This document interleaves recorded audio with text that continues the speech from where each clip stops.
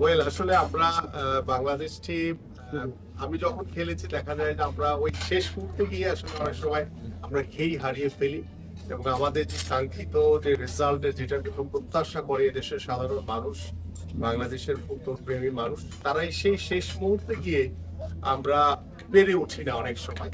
তো সেই জায়গা থেকে আসলে আমার কাছে মনে হয় যে বর্তমানে বাংলাদেশ ফুটবল টিমের যে স্ট্রেংথ রয়েছে এবং হামজা চৌধুরী এবং আমাদের সামিদ সোম সহ যে আমাদের যারা বাংলাদেশি বংশোদ্ভূত যারা রয়েছে বিভিন্ন দেশে যারা বসবাস করছে তাদের উপস্থিতিতে কিন্তু বাংলাদেশ দলের ভিতরে একটি গতি ফিরে এসেছে এবং আমি বিশ্বাস করি যে গতকালকের যে ম্যাচটি নিয়ে বাংলাদেশ এবং হংকং এর ম্যাচটি নিয়ে বেশ কিছুদিন ধরে বাংলাদেশে সারা বাংলাদেশে সকল দর্শকদের যে একটি উৎসাহ যে একটি উদ্দীপনা এবং আমার পরিবার বা আমিন ভাইয়ের পরিবার বা অন্যান্য সবার পরিবারের কিন্তু মাঠে উপস্থিত ছিল।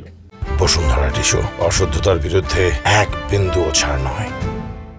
সেই উপস্থিতি কিন্তু প্রকাশ করে যে বাংলাদেশের যারা দর্শক তারা কিন্তু ফুটবলটিকে এনজয় করেছে এবং ফুটবলটিকে দেখে তাদের ভিতরে একটি অন্যরকম একটি ভালো লাগা একটি উত্তেজনাপূর্ণ যে ফুটবলটি সেটি তারা সকলে এনজয় করেছে।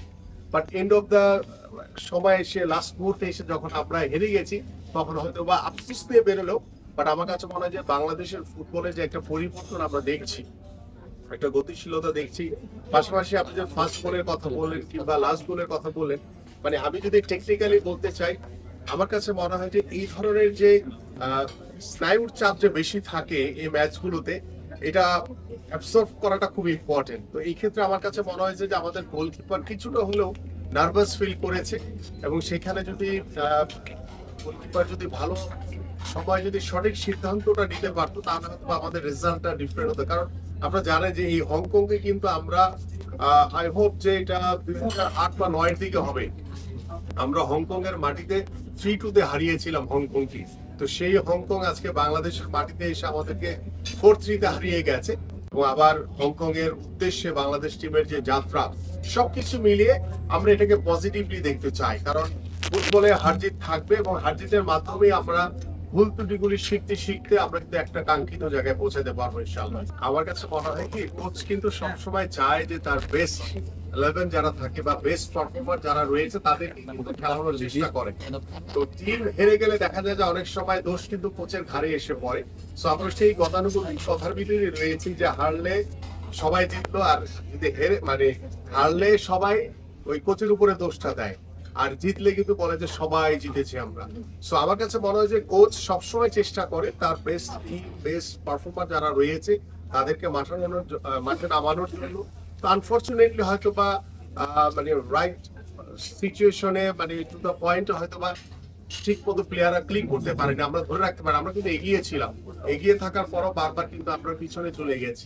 এইখানে আমার মনে হয় যে কোচ, খেলোয়াড়, অফিসিয়ালস এবং দর্শকদের আপনাদের বিশেষ করে আপনাদের মিডিয়ার এটা থাকবে, হেরে গেলে একটা সমালোচনা থাকে। তো আমার কাছে মনে হয় যে এখান থেকে কোথায় কোথায় ভুল ত্রুটিগুলো ছিল সেগুলি পরবর্তী ম্যাচে আমাদের কোচ তিনি নিশ্চয়ই এটাকে কাটিয়ে ওঠার চেষ্টা করবেন। আমার কাছে মনে হয় যে আমরা যখন থেকে খেলেছি বা আমরা যখন দেখেছি বিভিন্ন দেশের যারা কোচ তারা সবসময় হেরে যাওয়ার পরে তার কাঁধেই কিন্তু দায়িত্বটা নিয়েছে।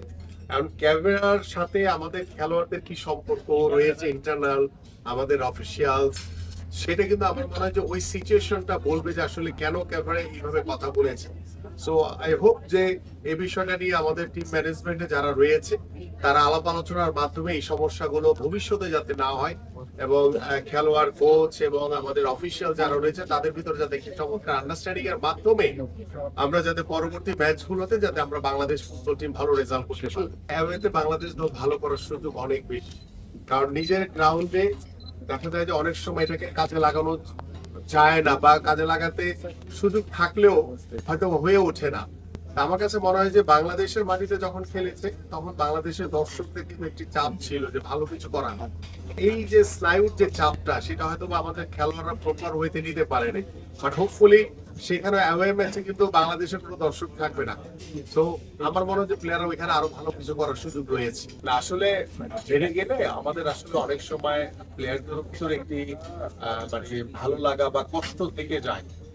বোথ সাইডই বলছি, ভালো লাগে এবং কষ্ট দুইটাই থেকে যায়। সো হেরে গেলে আসলে কেউ এটা মানতে পারে না। সো আমরা সবাই জয়ের জন্য খেলি এবং আমার কাছে মনে হয় যে পরবর্তী ম্যাচ কোচ নিশ্চয়ই জামাল ভুঁইয়া যেটি প্রত্যাশা করেছে, কাকে কাকে খেলালে ভালো হয়, আমার মনে হয় যে কোচ এবং ক্যাপ্টেন এবং যারা রয়েছেন খেলোয়াড়দের তাদের সাথে আলোচনা করে মনে হয় নেক্সট টিম সিলেকশনটা করলে ভালো হবে। বিশেষ করে ক্রিকেটে এটা হয় বেশি, কোচ এবং ক্যাপ্টেনের একটা অত্যন্ত গুরুত্বপূর্ণ ভূমিকা লাগে, বাট ফুটবলে হয়তো বা অতটা না।